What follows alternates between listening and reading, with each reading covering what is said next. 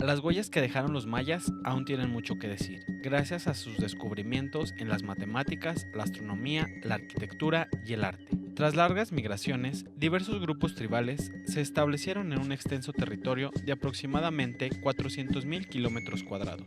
En este territorio comprende lo que actualmente es la península de Yucatán, Campeche, Quintana Roo y parte de Tabasco y Chiapas, así como Guatemala, Belice y las porciones occidentales de Honduras y El Salvador. Se les dice mayas porque compartían un mismo idioma, calendario y una religión, pero cada una tenía su propia ciudad, gobierno y sus riquezas. Estaban organizadas en ciudades-estados imitando a los griegos, que aún no se conocían, pero coincidían en este tipo de organización. Las primeras ciudades se construyeron hacia el año 400 a.C., que al mismo tiempo que Atenas y Esparta brillaban en la antigua Europa.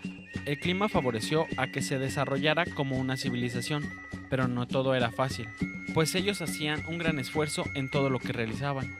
El hombre era el que hacía todo el trabajo, por lo que los olmecas fueron una gran inspiración, sobre todo en la religión, siendo el tigre la deidad que ellos adoraban.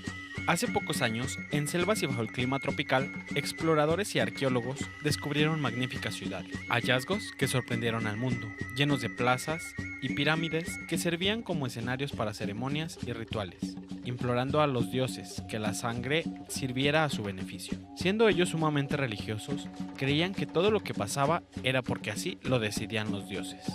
Las pirámides, entre más cerca del cielo, más cerca de los dioses. Alrededor de los templos vivían los sacerdotes y los gobernantes. Un poco más lejos, los jefes y militares. Y aún más lejos, los comerciantes y artesanos. Y junto a los campos de cultivo se encontraban los campesinos y esclavos, quienes eran la parte fundamental de la economía maya.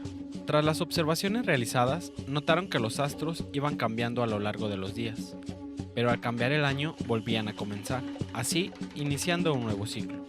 Por lo que ellos, al observar la posición del sol, la luna y las estrellas, podían saber en qué época estaban y planificaban las mejores temporadas para la siembra. Las pirámides fueron esenciales, pues las utilizaban como observatorio. Los sacerdotes fueron los que se encargaron de realizar una rueda, en donde se plasmaron dos calendarios. El principal era el Ja. Tenía 365 días igual que el de nosotros. El tiempo para ellos no era lineal, sino cada año todo iniciaba de nuevo. No tenía principio ni fin.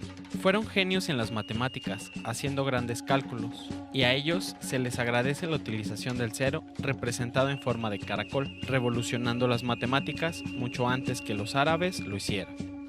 Es el relato sagrado de los mayas. Dice que el hombre fue hecho de maíz, ya que en un principio probaron con el barro y el agua se lo llevó, probaron con la madera y el fuego lo consumió, luego probaron con el maíz, y este no se desboronó con agua, ni se consumió con el fuego, más bien se doró. Este libro habla de que la creación del universo fue concebida de forma muy parecida a como se dice en la Biblia, donde primero se creó la naturaleza, seguida de los animales, quienes a su vez fueron los encargados de proteger el mar, la tierra y el aire. Para que se conociera un poco más de su cultura, los mayas documentaron y registraron actividades, rituales y sobre todo el legado de sus gobernantes. Mediante pinturas, esculturas y arquitectura se han descubierto grandes enigmas, algunos revelados, otros que aún permanecen ocultos. Signos y símbolos estampados sobre piedra, el legado de la escritura, mejor conocida como glifos. Mediante estos, formaban palabras cortas que esculpían en alto y bajo relieve, clave para conocerlos y empaparnos de toda su riqueza cultural.